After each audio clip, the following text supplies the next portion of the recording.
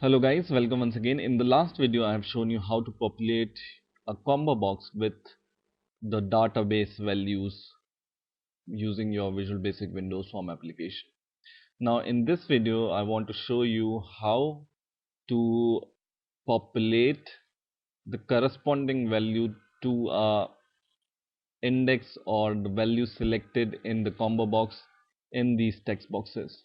So basically what I want to do is I have these columns in my MySQL database and I want to transfer the value corresponding to the name. For example, when I select John, his employee ID, name, surname and age will be reflected or will be shown in these text boxes. So for every name I want to show the employee ID, name, surname and age for every selected name. So I want to show you just that in this video. So let's get started and let's see how we can do it. So what you need to do first is you just go to your form, and in the last video itself I have shown you how to populate your combo box, right? And this was in form load event. So I will just select my form and double click it, and here I have shown you how to populate a combo box.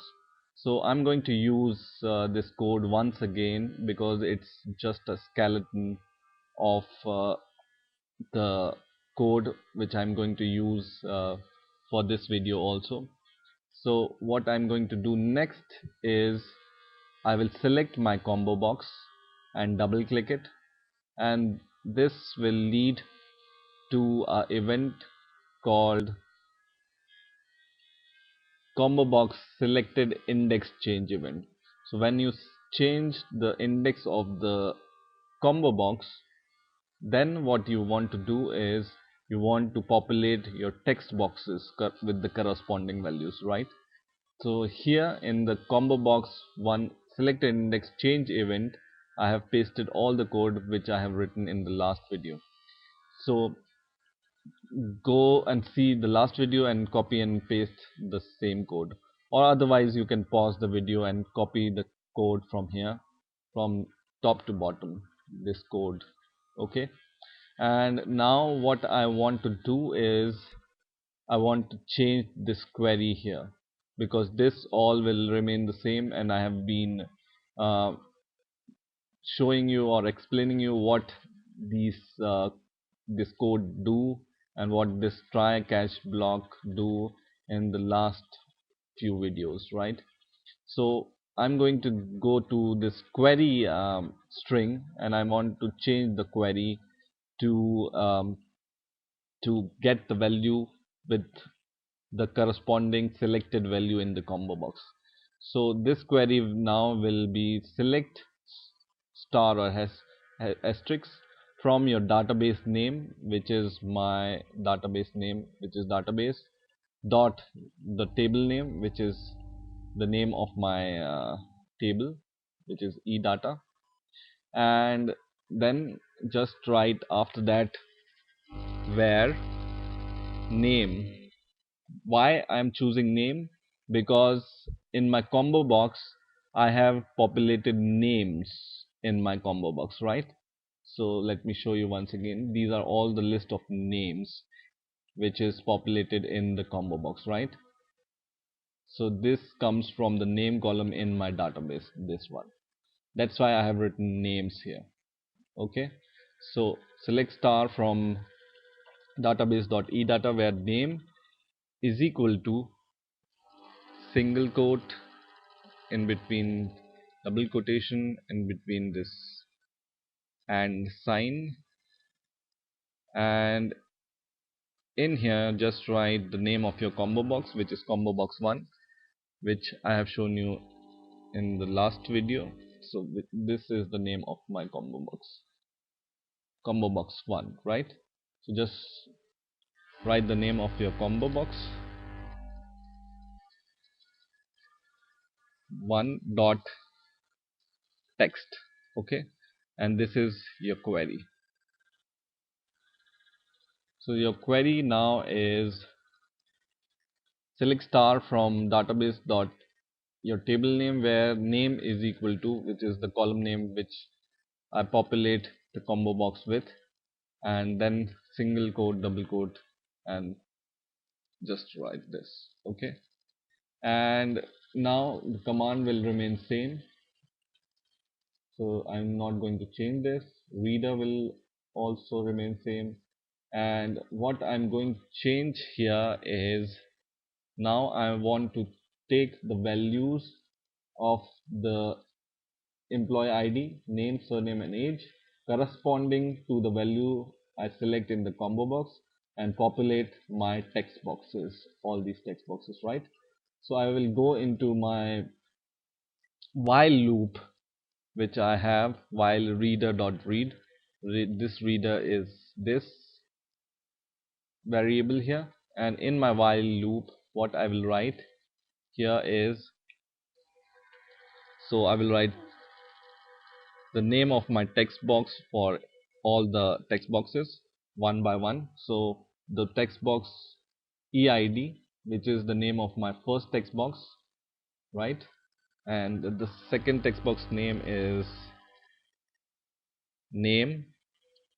Third text box name is surname, and the fourth text box name is age, right? So the name of all my text boxes, text box name for EID, text box name for name, surname, and age, right? And then I will write dot text is equal to for all the text boxes, and in between dot here. Okay, and then I want to populate these text boxes with the value I fetch from the database corresponding to the name which I select in the combo box. So what I will write here is, I'm going to copy my reader variable, which is my MySQL data reader object, and I will write here reader dot get int 32. Why I'm doing this, I will show you in a moment, and I will write here EID. Okay, so why I have taken get int here, because in my database, in my table, I have declared this EID as an integer. So when I see all the data types of my table, you see here employee ID is an int, name is varchar, which is a type of string, surname is also a type of string, and age is integer. So because EID is an integer, that's why I have taken here get int 32, right? So in the same way for age also, I am going to use this get int 32, which because age is also a integer, right? And for the string, for name, I will say get string, and in the bracket I will write the name of the column for the name. So these all EID, name, and once more surnames. So EID, name, surname, and age are my column names. EID, name, surname, and age. This is exactly the name of my column. This one is the name of the column in the table in the database, right? So just write this, and that's it. That's a code to load your selected combo box values corresponding values to the text boxes, right?